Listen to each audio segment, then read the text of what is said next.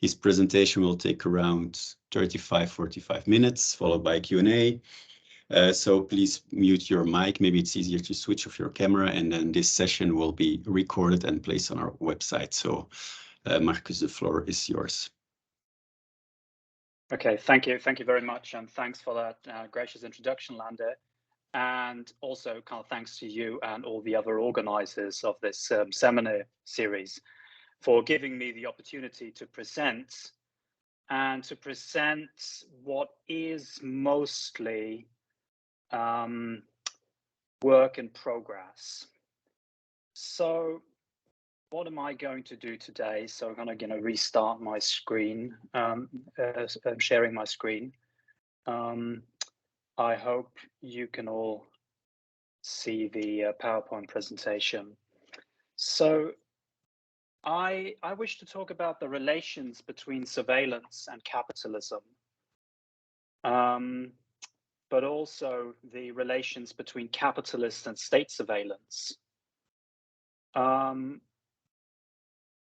It's curious that the role of surveillance in and for capitalist accumulation remains still somewhat understudied. Some of the Marxian literature, and including Marx himself, does discuss surveillance, albeit without using the term. But the surveillance studies literature has, for the most part, ignored the Marxian critique of political economy, although there are some notable exceptions. For example, Christian Fuchs's 2013 article, Political Economy and Surveillance Theory, or Mark Andreevich's 2007 I Spy, Surveillance and Power in the Interactive Era. My talk today builds on, but also goes beyond both Andreevich and Fuchs, as well as my own article, Surveillance Capital and Post-Fordist Accumulation, which actually got me invited to give this talk today. So the overall kind of question will be how best to conceptualize the role of surveillance in reproducing both labor and capital. And this is what I'm trying to do today. I'm going to try to kind of map out the role of surveillance in reproducing both labor and capital. I will do that in rather broad strokes. So many empirical details are still to be filled in. So this is, for all intents and purposes, more of an outline of a research program that I'd like to pursue over the next couple of years or so. So what does it mean to say that surveillance plays a role in the reproduction of both labor and capital? And I will start with some of the basics. Namely, a brief outline of the Marxian critique of political economy. So in the first volume of Capital, Marx argues that commodities with different qualitative use values can only enter purely quantitative exchange relations because they're all products of human labor. Socially necessary labor time, as Marx calls it, determines a commodity's value. And that value is in turn represented by exchange value in relation to other commodities and ultimately expressed in terms of a price. The peculiar commodity of labor power is thus the only commodity that can produce more value than it itself has. And labor power itself also has a value, namely the socially necessary labor time that goes into producing all the commodities that are needed to sustain a laborer at a geographically and historically specific standard of living. That value is reproduced after a certain time. Marx calls that necessary labor time. But if laborers are made to work longer and or more productively than required to reproduce the value of their labor power, the capitalist has obtained surplus value. This then is the Marxian definition of exploitation, the contractual obligation of laborers to work longer and or more productively than necessary to produce the value of the commodities needed to sustain themselves at a specific living standard. So for Marx, exploitation is the primary source of surplus value, or perhaps even the only source, and something kind of, jury's still out on that. And what's more, the continuous productive reinvestment of at least some portion of surplus value is what Marx calls capitalist accumulation or valorization. And this is sort of, in essence, what the capitalist mode of production is all about. But this is a powerful critique of capitalism, but as many feminist theorists have argued, it falls somewhat short. Why is that? Well, it fails to address the additional work that is necessary for reproducing not only individual workers, but also the working class, as well as the commodity of labor power. Workers receive a money wage, which is supposed to cover all the expenses that are necessary to sustain them at a specific living standard. Let's just ignore fluctuations in living standards for the time being. I know that's an interesting and important question, but it doesn't kind of concern us here.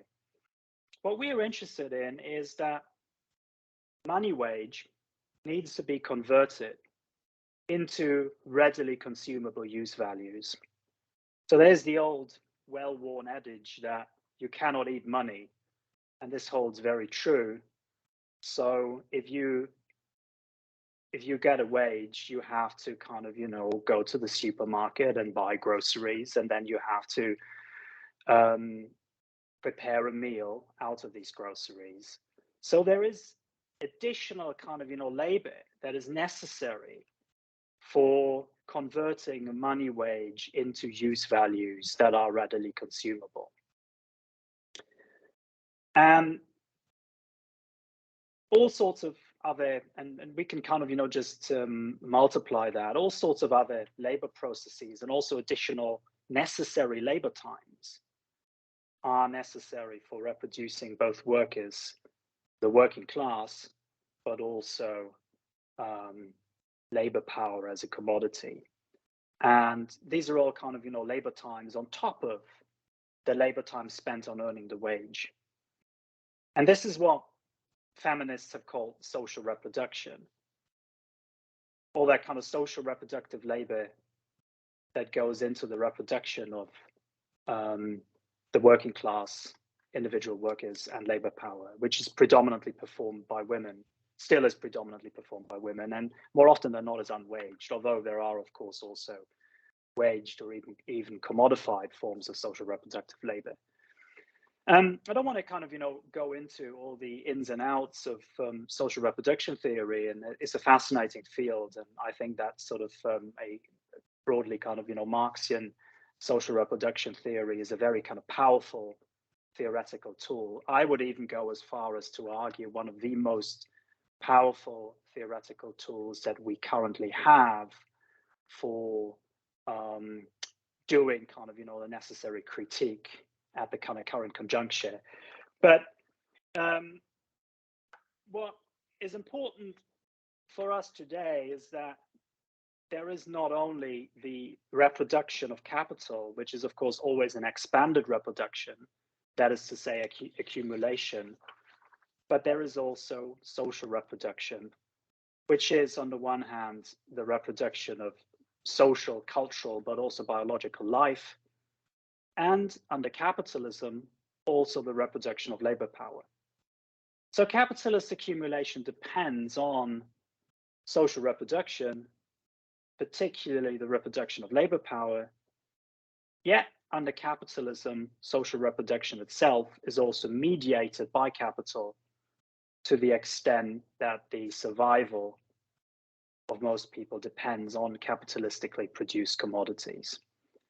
Yet there is also a fundamental contradiction between capitalist accumulation and social reproduction, as well as a contradiction within social reproduction between the reproduction of labor power and the reproduction of life.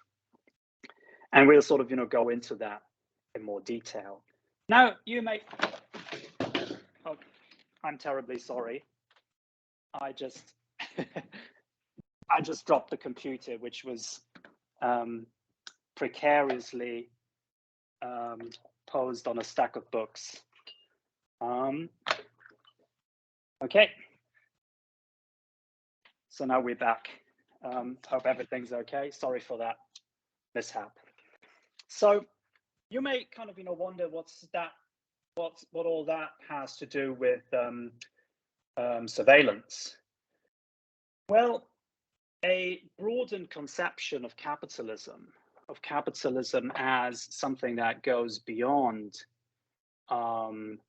pure economic activity.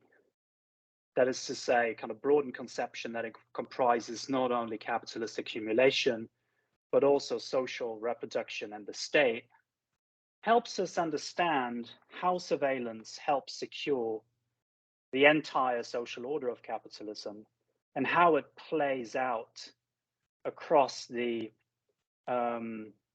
spheres of production, circulation, and social reproduction, and how the history of capitalism can be understood as a history of the increasing institutionalization of capitalist accumulation,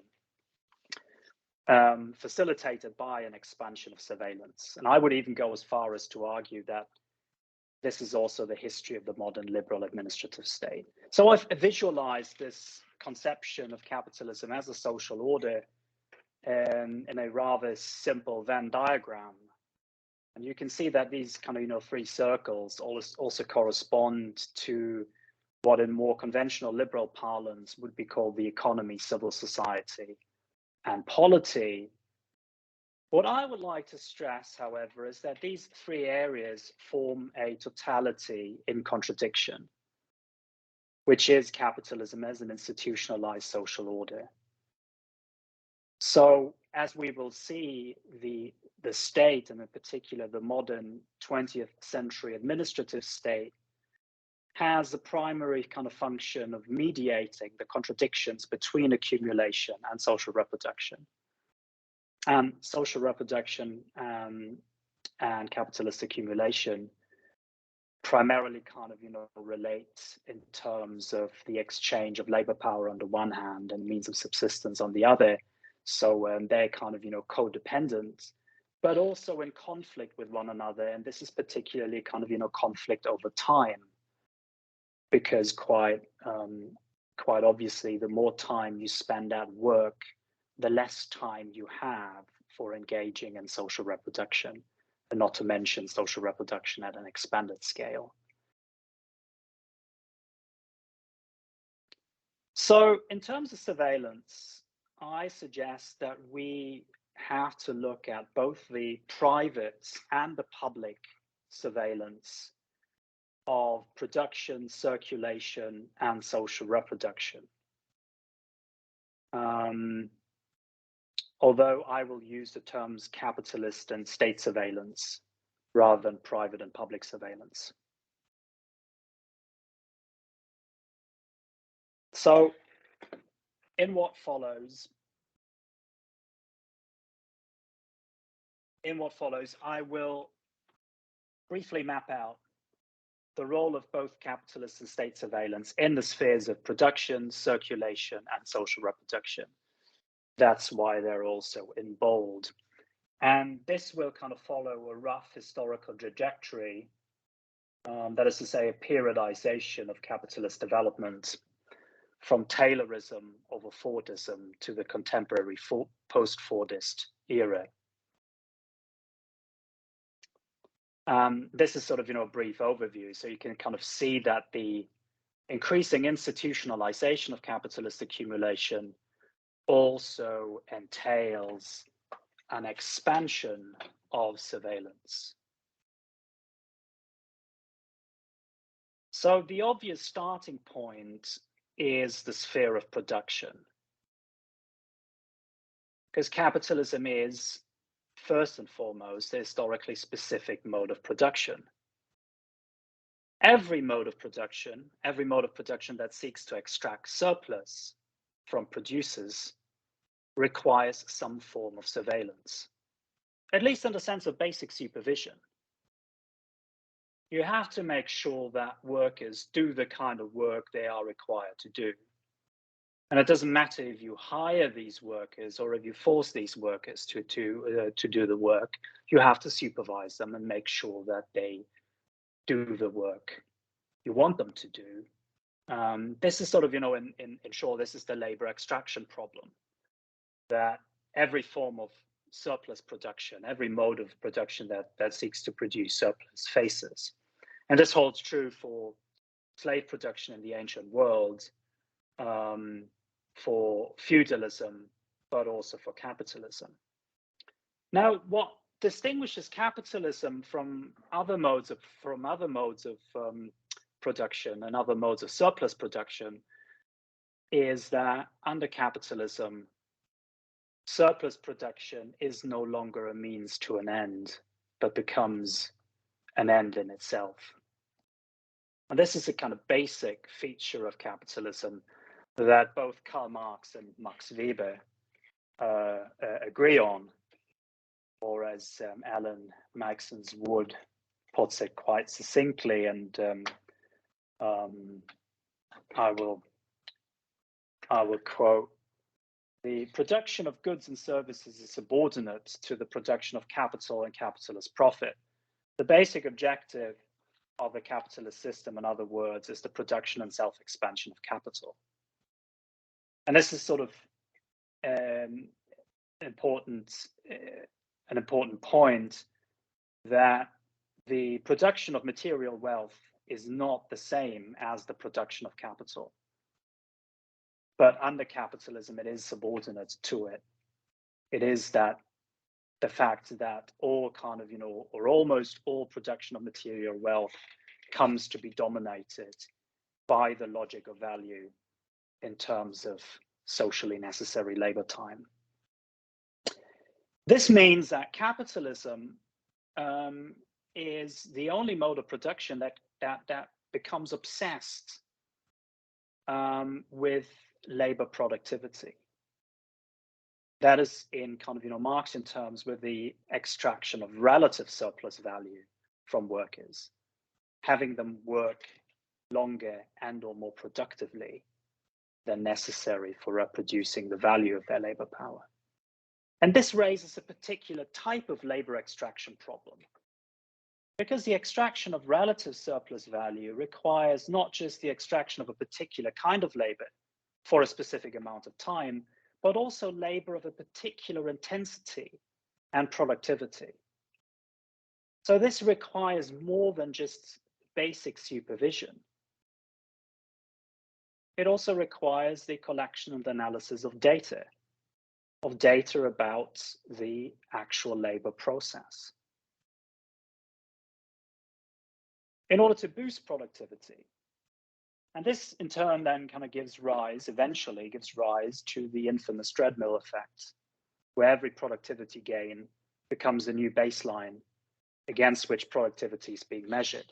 Of course, Taylor's scientific management is the best known example of the use of surveillance for the purpose of extracting relative surplus value from labor. This is also why that sort of period of the consolidation of capitalism also kind of bears his name, even though there are arguments about how influential his approach actually was.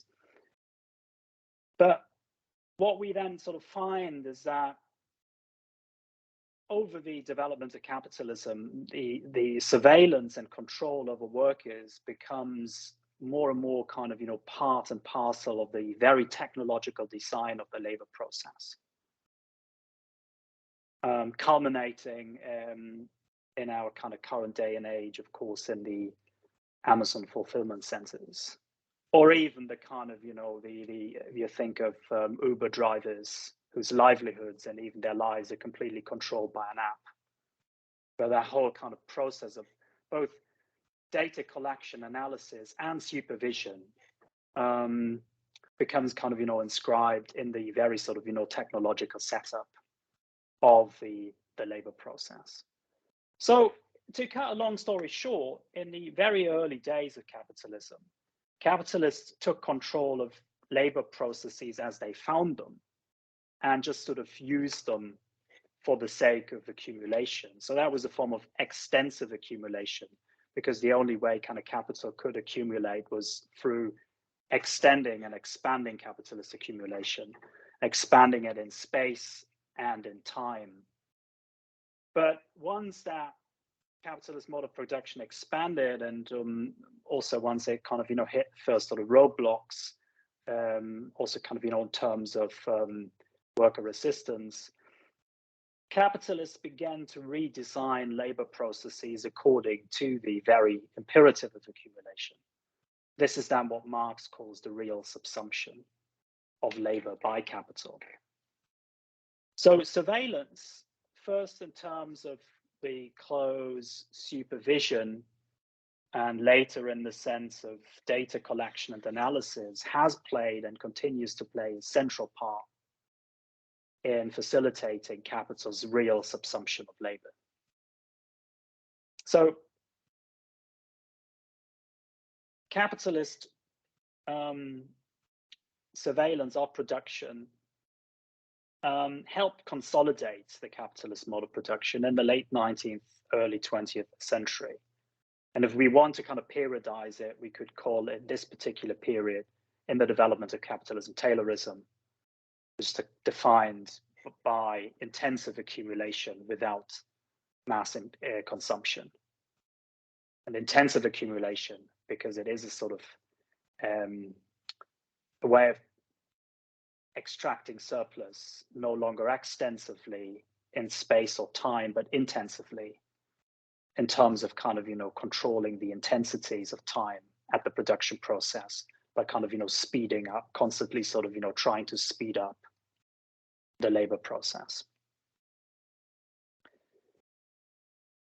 Once they had established tight control of the production process, many employers also tried to conduct surveillance of their workers' reproductive sphere. So what we find during that period is also capitalist surveillance of working class households. So just kind of, think of Ford's famous sociology department, but also the massive surveillance of kind of, workers' private lives in company towns. So capitalist surveillance of their workers' social reproduction served a general purpose of ensuring that workers' lifestyles would not interfere with the imperative of producing surplus value. So it was about kind of the policing of consumption habits, kind of focus on sobriety, cleanliness, housekeeping, and so on and so forth. But also a more particular purpose, which derived from the paternalism of particular capitalists who sought to shape their workers' behaviors according to their own religious and or political beliefs.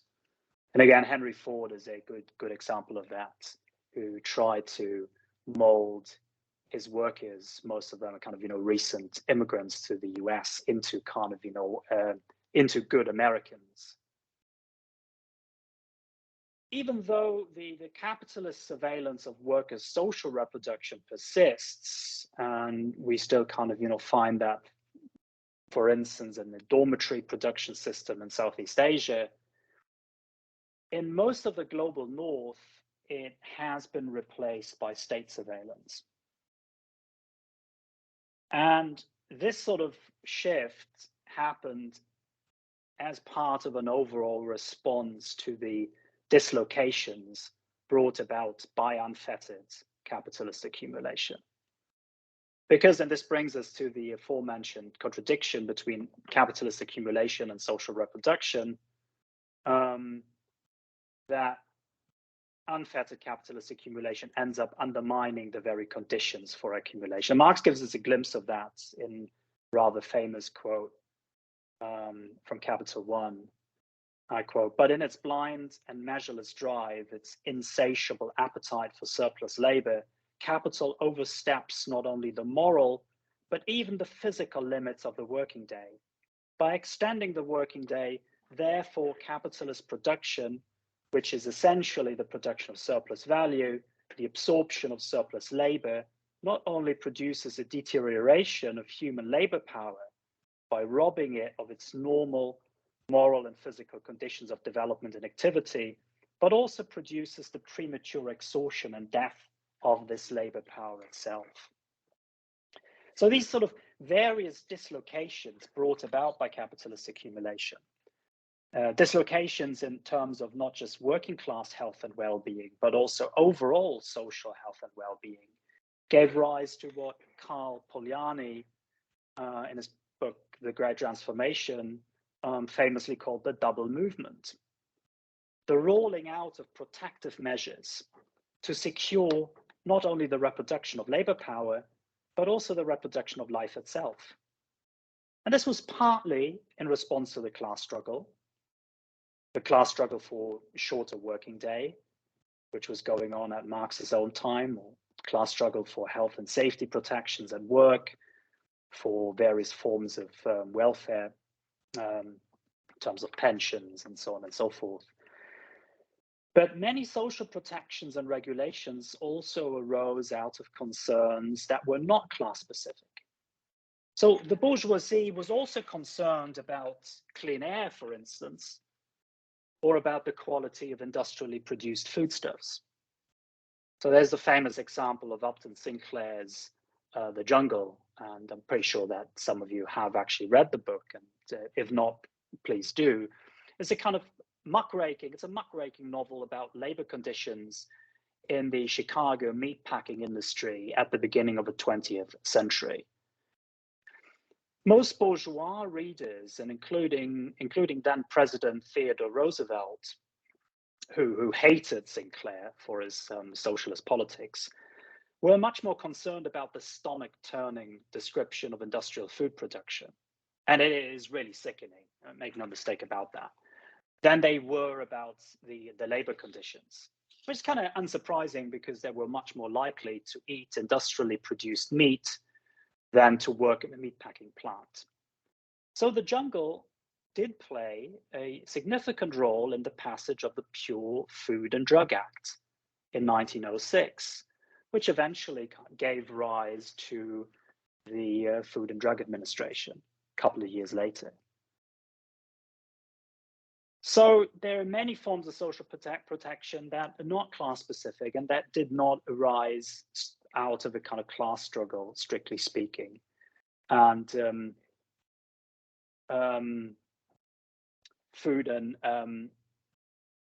food safety and drug safety is, I think, a sort of, case in point. So faced with a central contradiction between capitalist accumulation and social reproduction, the state became a formally neutral protector of the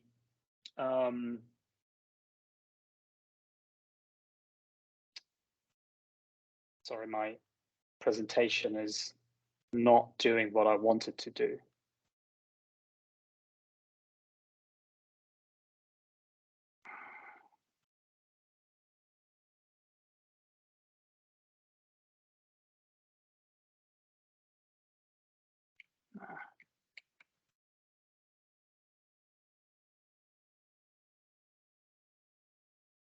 Okay, just hang on. Okay.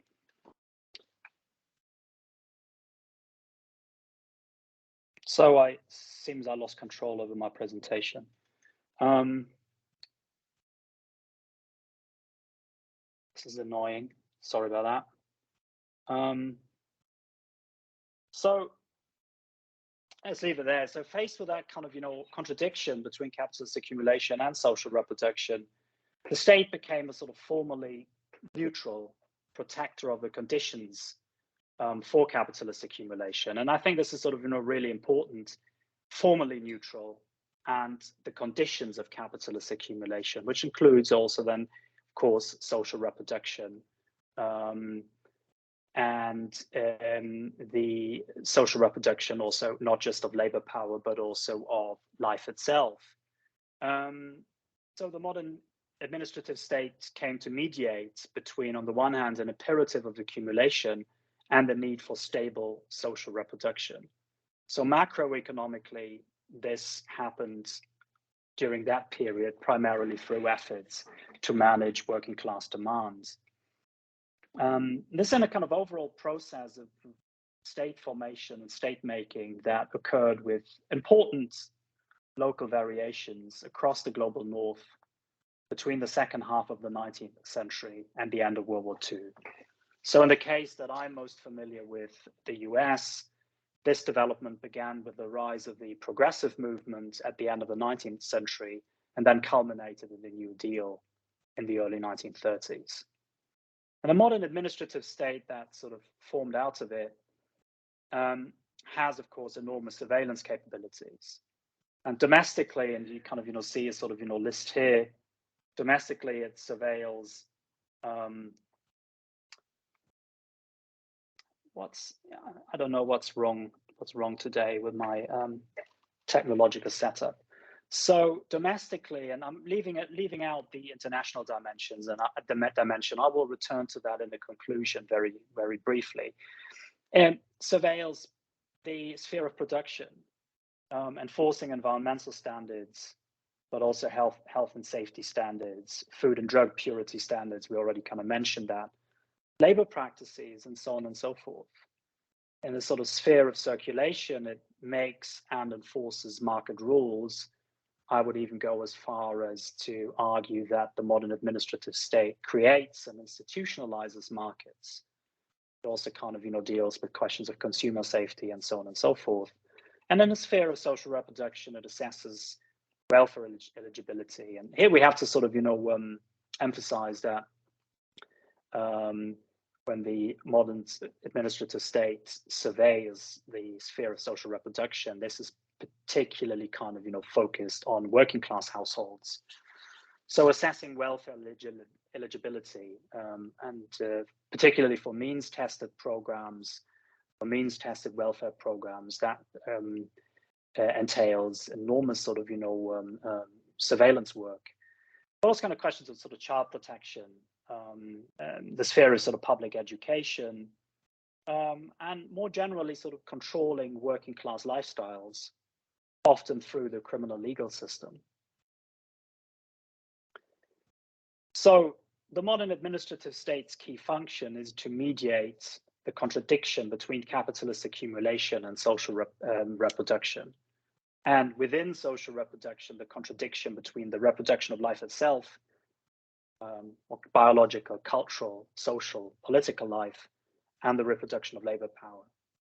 So here, public education, I think, is a case in point.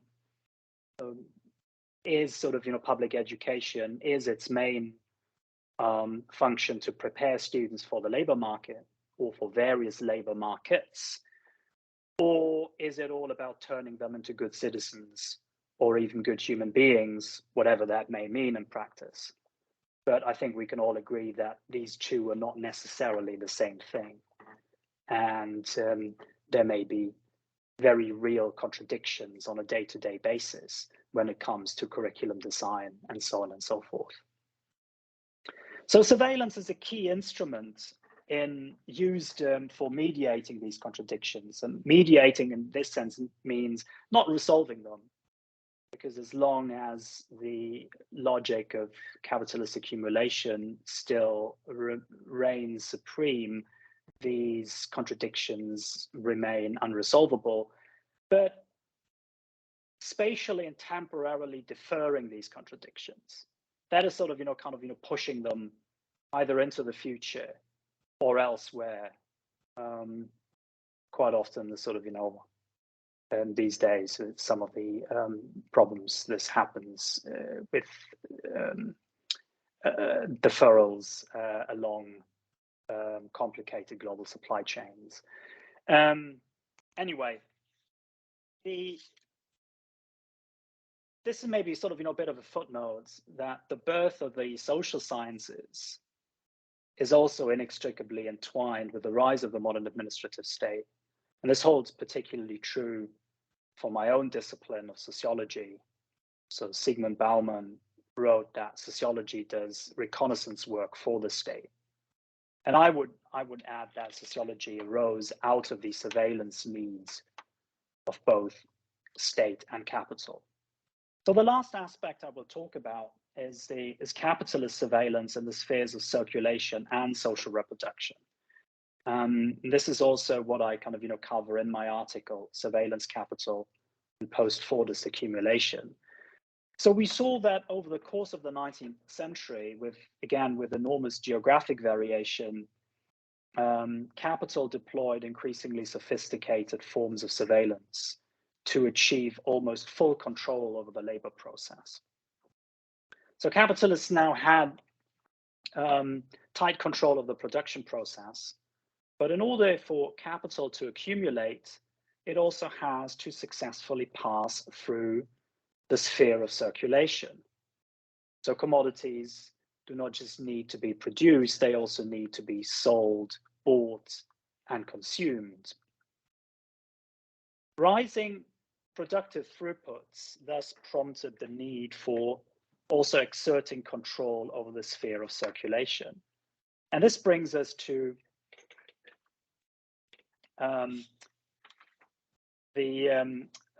contemporary, sort of to the Fordist period, before then moving on to the post-Fordist period. So we already talked about the emergence of the modern administrative state, which was a key requirement for the Fordist era, for the sort of a kind of mode of accumulation based on intensive accumulation alongside mass consumption. We already kind of saw the need to the state's efforts to manage demand, often by way of surveillance, sort of welfare.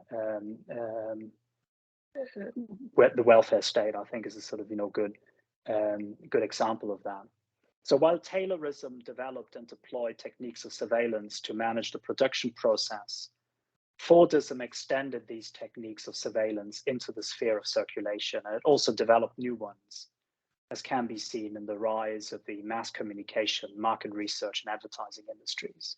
All focused on attempts to control demand. Yet the political, economic, and social crisis of the 1970s gave rise to the contemporary post-Fordist capitalist period, defined by flexible accumulation alongside customized production and consumption. So this means that the extension of precarious employment situations to relatively privileged populations on the one hand, and on the other hand, changes in the production process facilitated by, but also that also gave rise to new transportation, information, communication, and surveillance technologies. So the shift from just-in-case to just-in-time production and the rise of mass customization, so what industry folk call high volume and high mix production, all that hinges on collecting, sharing, and analyzing data, not only within firms, but also across firms, along ever more kind of complicated supply chains. So real-time surveillance of intricate supply chains has become a key requirement for managing an increasingly geographically dispersed production and circulation process. But on the other hand, the production of ever more customizable commodities at ever higher volumes also requires new techniques or more sophisticated techniques for managing consumer demand, which now happens through increasingly precision targeted techniques of marketing and advertising. So it was in this context that capitalist surveillance in the sphere of circulation has been extended into the sphere of social reproduction. So as the algorithmic selection, combination, and analysis of data produced by people's personal private interactions on and with digital platforms offered what was seen as the holy grail of advertisers, to know who exactly will be exposed to what ad and how that exposure relates to their consumption behavior, which can now be tracked in real time. And this is, of course, what Shoshana Zuboff famously, but in my view, mistakenly calls surveillance capitalism. For it's not a new form of capitalism. It's just the extension of capitalist surveillance into the sphere of social reproduction. This time, this is where it differs from the earlier forms of capitalist surveillance of working class households. This time, it's for the sake of controlling demand. So in short, surveillance has played and continues to play a significant role in smoothing out the overall circuit of capitalist accumulation. So in the sphere of production, it enables the extraction of relative surplus value from labor. In the sphere of circulation, it speeds along the exchange of commodities. So in raising labor productivity and in cutting both production and circulation time, surveillance accelerates the overall turnover of capital and hence helps boost the expansion of capital. Yet, surveillance also plays a central role in mediating the contradictions between a capitalist accumulation and social reproduction. So this talk was a rough and ready attempt to think through some of the relations between capitalist and state surveillance. And I'm fully aware that it's still sorely lacking in empirical nuance. And I'm also aware that I totally sidelined another terribly important aspect of state surveillance, namely national security surveillance. I'm fully aware of the significance of national security surveillance, not least with regards to the class struggle. But I deliberately decided to put the focus on the more benign forms of domestic state surveillance. Domestic state surveillance in areas such as health and safety, welfare, food and drug safety, so on and so forth, to show that these regulatory uses of surveillance ultimately serve to reproduce the conditions for capitalist accumulation, while also providing, quite literally, a lifeline, not only to the working class, but also to society in general. And I'd really like to conclude by stressing this ambivalence at the heart of the modern administrative state in general, and these seemingly benign forms of state surveillance in particular. Yes, they do kind of, ultimately serve to reproduce stable conditions for capitalist accumulation, but at the same time, they also kind of, help secure the lives of ordinary people. So thank you very much. And once again, my apologies for the hiccups with the presentation. So this is it from my side, and I'm really looking forward to your questions and comments.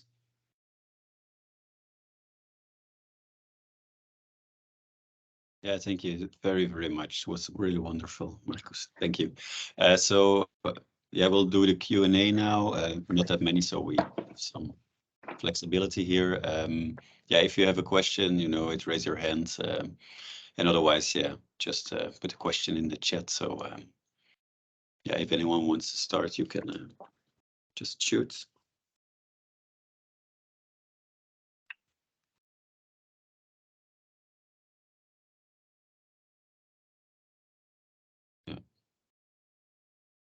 Yeah, otherwise I'll start. Okay. Irmak, Erdogan, Peter. Okay, sorry. Okay, you can go.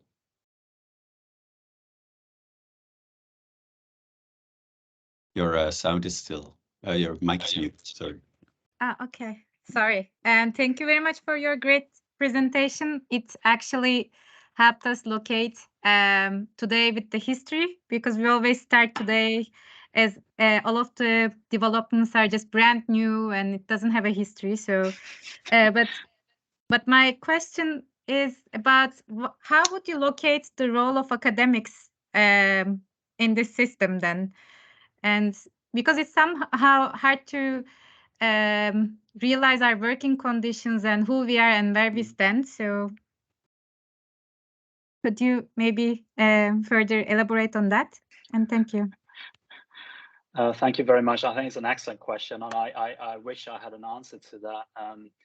I mean, we all know that as sort of, academics, and I can kind of, speak to the situation in my own country of Germany, that the conditions are, let's say, not particularly good, to put it euphemistically. So what's the kind of role of academics? I mean, like, on the one hand, if you are in sort of fields that that may be kind of, directly harnessed to kind of capitalist surplus production, then you kind of, play a more active role. But for the most part, I mean, I think the best role that you can carve out for yourself as an academic is, and I don't want to sound too cynical, but is more like a sort of role of a court jester. So I don't want to kind of, bandy around any sort of grand phrases of speaking truth to power.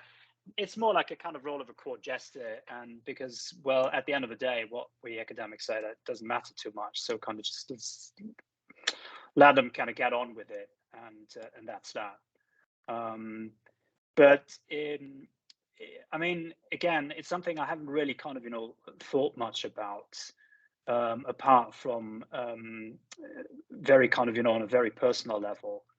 But it's definitely sort of something that needs to be kind of taken into consideration, also in terms of kind of, struggles, the concrete struggles that are being waged by academic workers in many countries. Just kind of, look at the UK and the strikes in higher education going on there, again, against sort of, often terrible conditions. And I think one thing that we can do is sort of, more openly speak about the fact that we are workers after all, and not just not intellectuals or anything like that. No, we are workers, and we have to sort of, make a living, and we have our own reproductive pressures with the kind of care work that we have to do on top of our academic work and all that. And I think that needs to be publicized much more explicitly.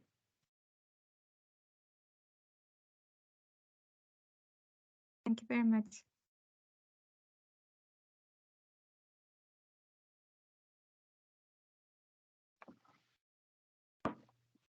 Yeah, my question is more about, yeah, I was ready to ask the question, but you, as a good academic, proves you filled it in yourself with the role about security, the national security and the police, because, yeah, my PhD itself, it's getting off the ground, but it is focusing on this part, how this technological driven policing plays a role in this production or reproduction of capital-driven social order. So I was wondering if you could maybe share some thoughts on this aspect of policing and how it fits in your whole story, and if you know, like, Mark Neoclis's work, and if you agree on his point of views regarding policing.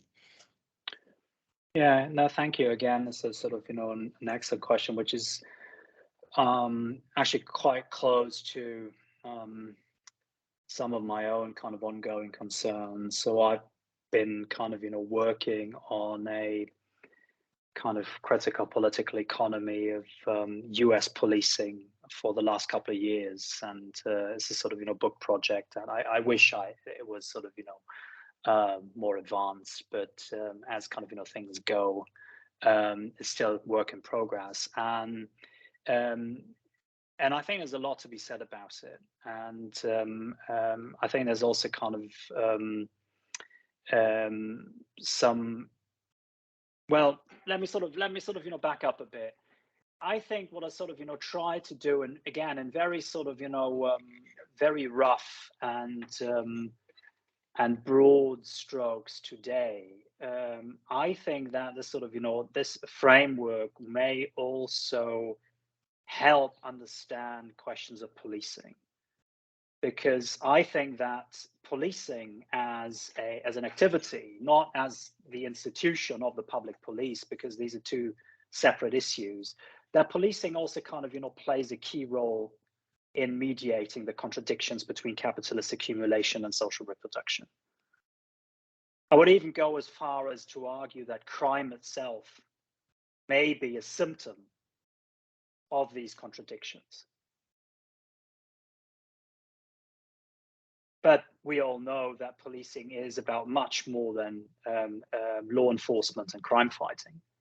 So even in that specialized, narrow ideological sense, I think there's something to be said about that. And yeah, as far as Mark Neocleus' work goes, and I myself used it quite a lot, and I regularly assign it to my students and the classes I teach, and I think it is very, very useful. Particularly his early work, the fabrication of social order. And I still think that if we want to understand the ambivalence of what I call the administrative state, we also have to kind of come to grips with the history and presence of police power. Police power in the historical sense of the science of the police, but in the modern sense of what now is a rather obscure legal doctrine. So again, I can kind of speak to the case I'm most familiar with in the US. The states, as well as municipalities, have extensive police powers in the sense that they can kind of interfere, intervene in the lives of people on behalf of some notion of the greater good. And this also entails powers to go against property rights. And I think there's a sort of an interesting ambivalence here, because you can see that this is a very kind of broad, potentially kind of, broad legal power that maybe kind of, and of course is, in empirical reality, is constantly abused, but it also kind of provides some interesting openings because it could also be used differently. And these are some kind of thoughts I have about that, and some kind of things that I'm grappling with right now. But I think that sort of, if we want to understand policing, we really have to kind of, grapple with the notion of police power. And today, this again is a very obscure legal concept. But if you kind of, read any modern liberal constitution, you will find sometimes positively enumerated, sometimes just sort of implicit police powers that the state claims for itself.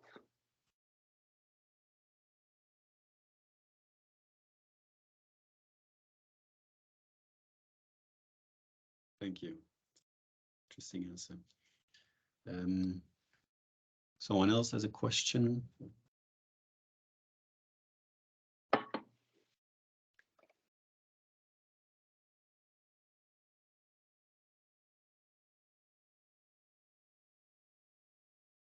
Yeah, Merlin. Yeah, hi. Thank you for your talk.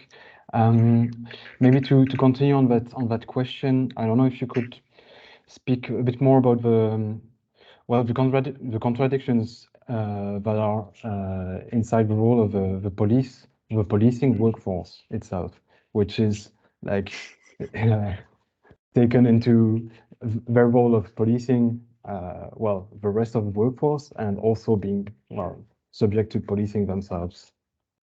Yeah. Well, I kind of the curious question about the police as workers.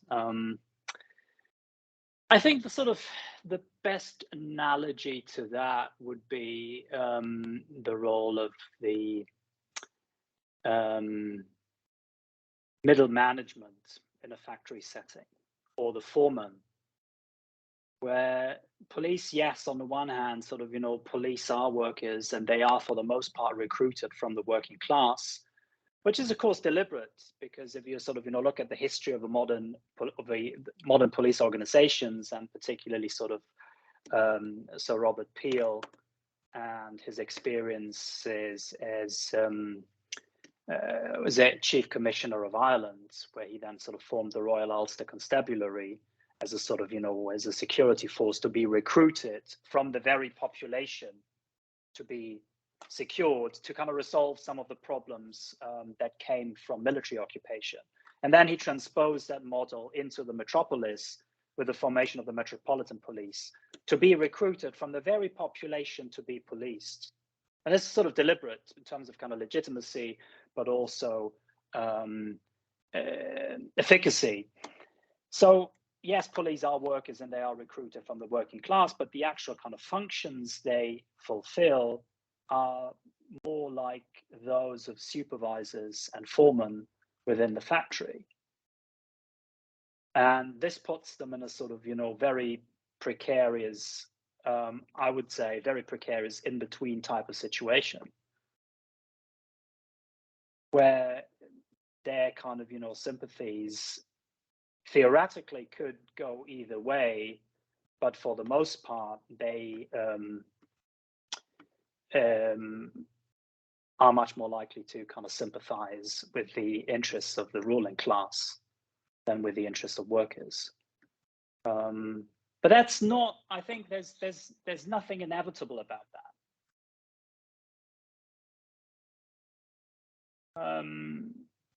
And here there are other kind of, important empirical questions around kind of, professional socialization and police culture and so on and so forth. And the fact that police, for the most part, are violence workers, which again kind of, gives them a very has them perform a very special type of labor that comes with particular rites of passage and so on and so forth, that also kind of help to socialize people into a particular kind of ideological perspective, which for the most part is a ideological perspective. And again, I can hear most at this point mostly speak to the case of the United States, where most police officers tend to espouse the view that violence work is necessary work, that their ability to perform violence work is what kind of stands between civilization and chaos, the whole ideology of the thin blue line. And I think this goes a long way in explaining why the kind of their sympathies and are much more likely to kind of fall in line with those of the ruling class than with those of workers.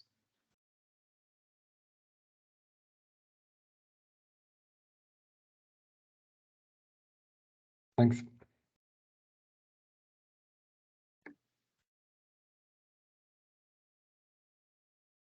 Yeah, you also mentioned the idea of an acceleration in the circulation of capital through this surveillance. So yeah, I'm not very familiar with the literature, but sometimes there's a lot to do about this accelerationism as a way of bringing down a capitalist mode of production. How do you look at this? Well, it's a bit of a loaded question. Let's be clear, I'm not an accelerationist. I don't really I don't really kind of buy that. It's just kind of in a nutshell, it's that kind of rough idea. It has to get a lot worse before it can get better. And I still kind of, want to believe that this is not the case, that things can kind of, improve measurably and have to improve measurably in the here and now. And I think sort of, and then this is ultimately, so this is absolutely necessary right now, because we cannot kind of, wait for things to get worse, because we're already in the middle of a environmental catastrophe, which is all to do with capitalism and capitalist accumulation. So we cannot really we don't have the luxury of time to wait for it to get even worse before it gets better. It has to get better now, and something needs to give right now. And I mean, one very kind of simple, but then also very kind of complicated logic would be to really sort of extricate ourselves from that sort of logic of endless accumulation, of accumulation for the sake of ever more accumulation, and the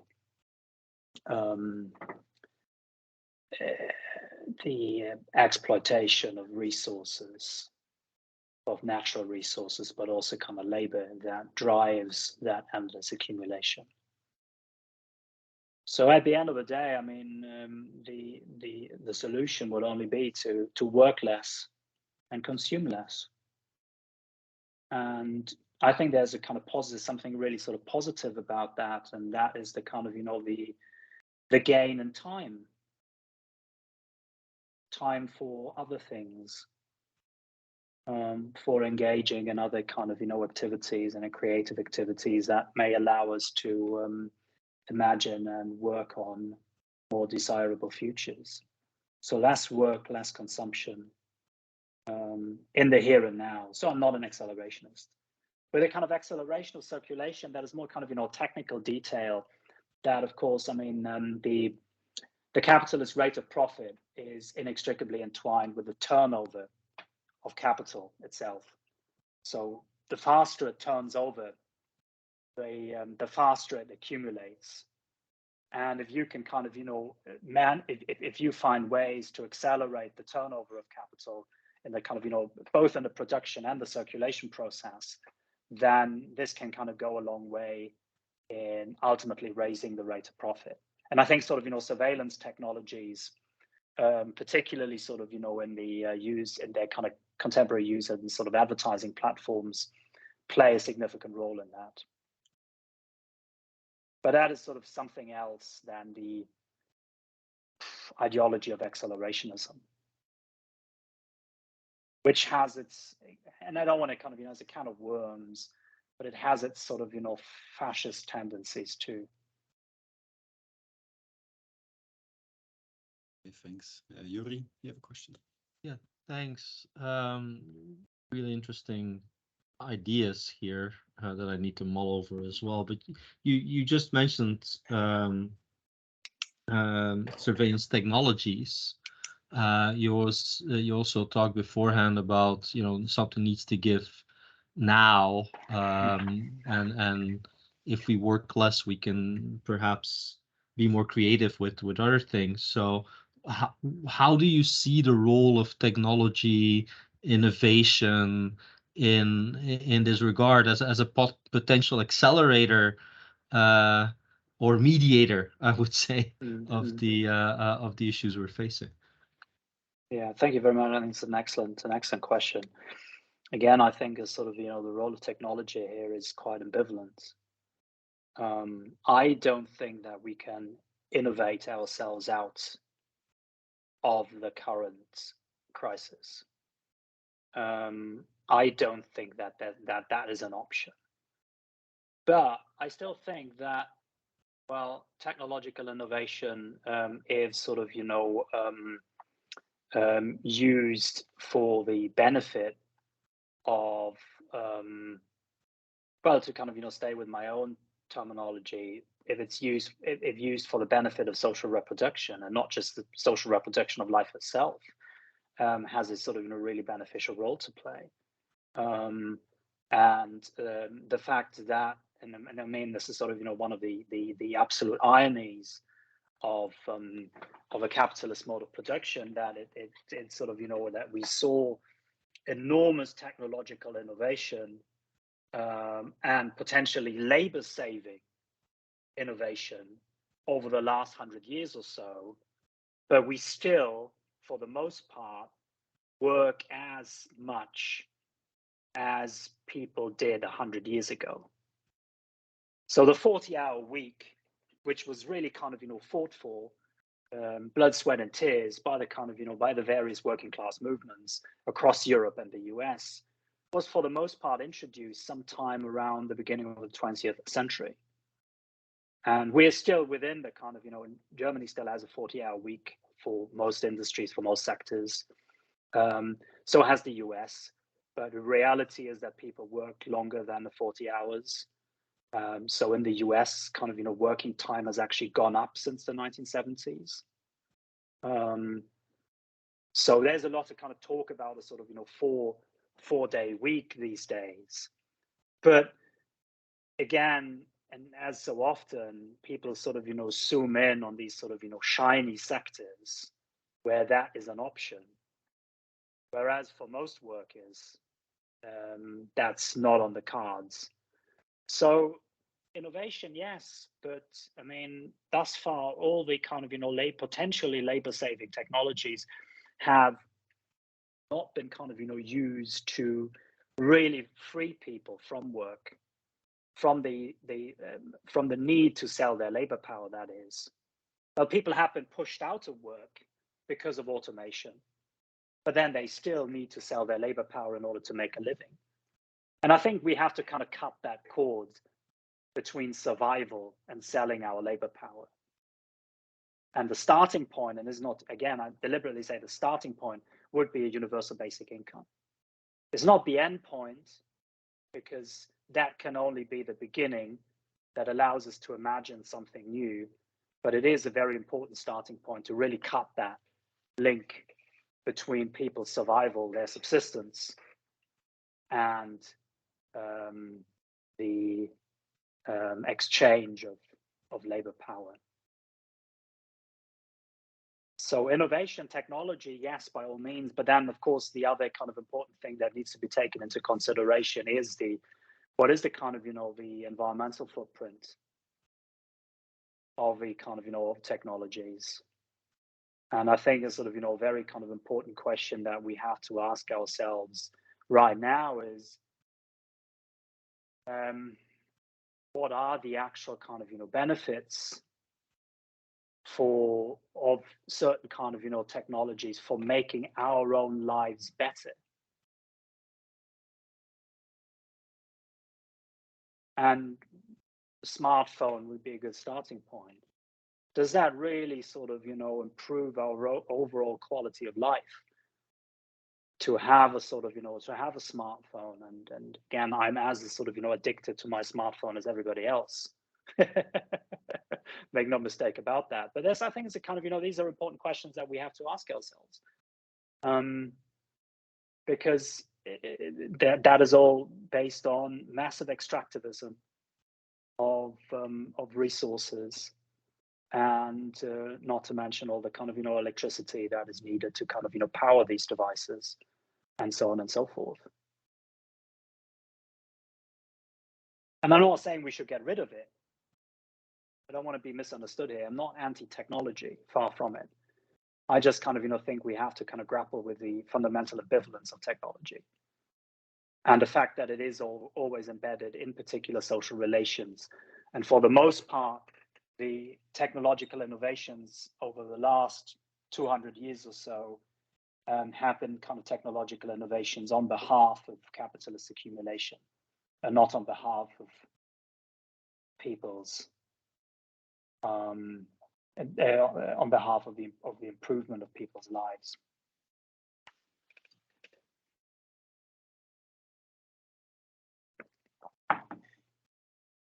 Yeah, sorry, but did I hear it correct that you were now defending the universal basic income or not?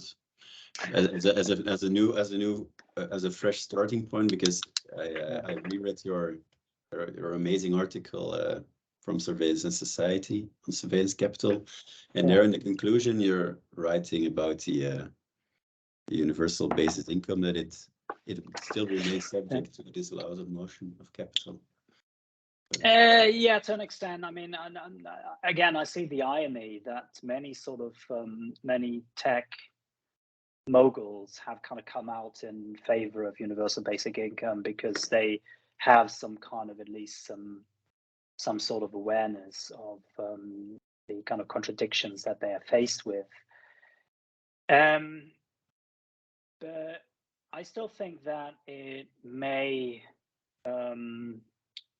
ultimately be more kind of, beneficial for people than for capital to have a universal basic income.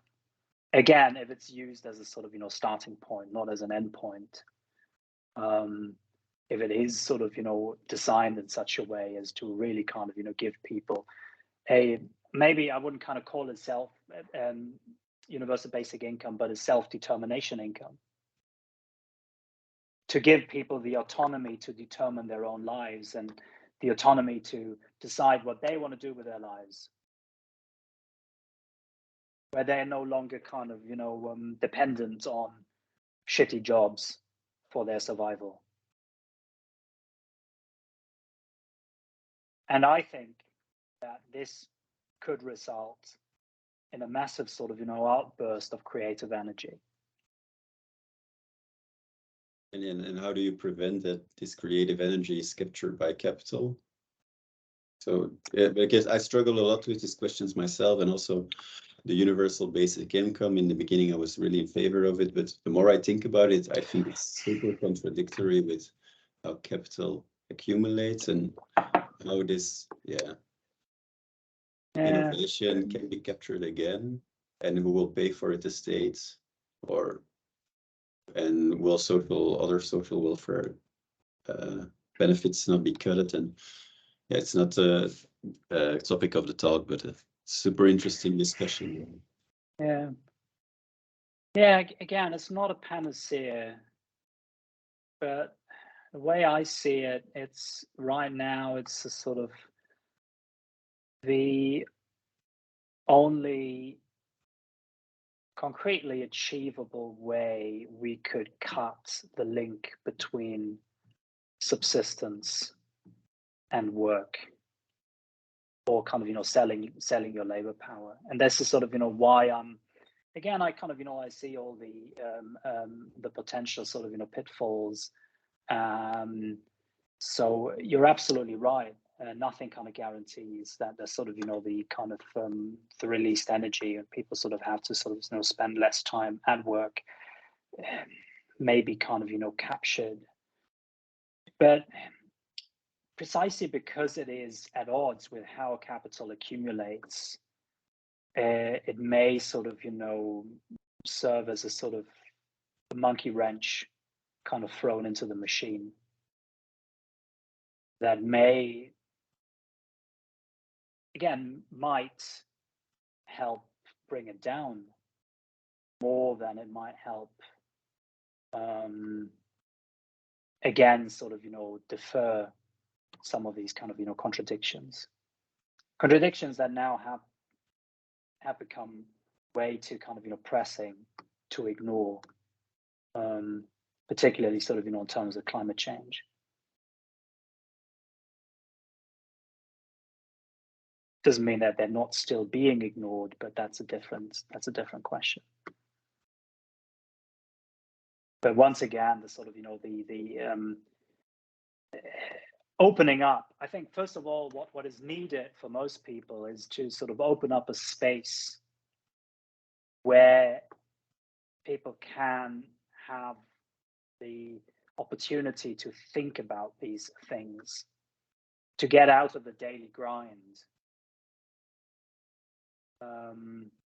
to realize that, well, there may be something else that can be kind of, done with your life, rather than kind of, chasing money and commodities.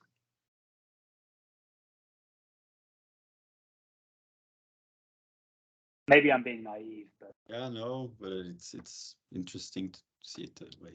better be gullible than cynical. Yeah, okay, no, that's true. That's true. Maybe. Yeah, maybe that's not too bad to be a little hopeful. Yeah. Okay. Yeah, someone else has a question. Otherwise, I have maybe a final question, or if someone else has one, please go. Otherwise, I'll go. Yeah, it just also it's about the conclusion of your article in Surveillance and Society, but it links with the presentation, where you write about this massive crisis of effective demand. How is it evolving according to you? Because it's a year ago you published it, or I'm not sure. Where do you see it going in this topic? I mean, I wrote this article before the, the terrible turnover times of academic journals. So I wrote this article before the pandemic.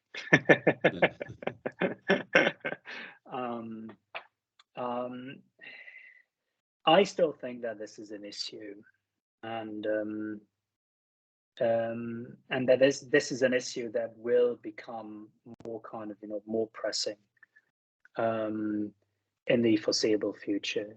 And you can already see that right now. The pandemic and the kind of measures taken to stem the spread of the coronavirus and all the kind of lockdown, stay-at-home orders and what have you was a bit of a wild card. But I think right now we're pretty much back to where we were, and we can already once again see some of the inherent crises of capitalism playing out, and banks going bust, in regional banks in California going bust, and so on and so forth. On the other hand, there is massive inflation, which is both a product of the some of the aftershocks of the pandemic, when everything ground to a halt for some time, and of course a war in Ukraine. But there is there is pressure on demand, and I think it's right now in already see that. Well, let's let's back up a bit. I think one interesting indicator, and I don't have the the figures at the ready, but starting a couple of years ago, advertising revenues were starting to decline.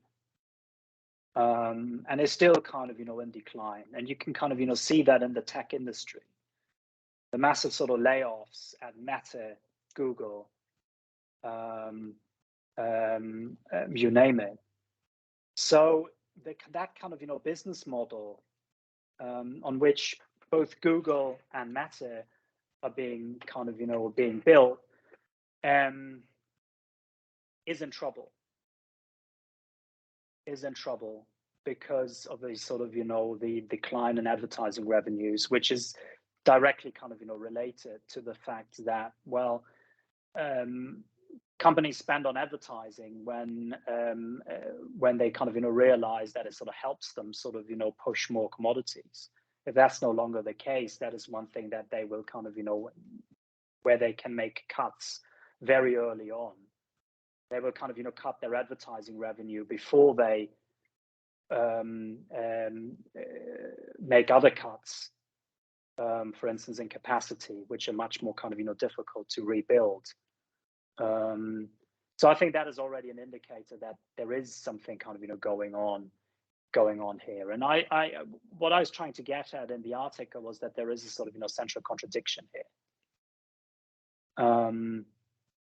between the fact that at the end of the day, capital, the expansion of capital depends on people buying commodities, and on the other hand, people's ability to buy commodities depends on them selling their labor power. Well, the contradiction here is that labor is both a cost factor in production processes, but also the main source of effective demand. And there is no kind of, way around that fundamental dilemma. And my sort of, my intent in that piece was to critique Zuboff's take and her argument that this is sort of, new development and something kind of, totally kind of cut off from material production and supply and demand and what have you. No, it's not. It's still about the production of commodities.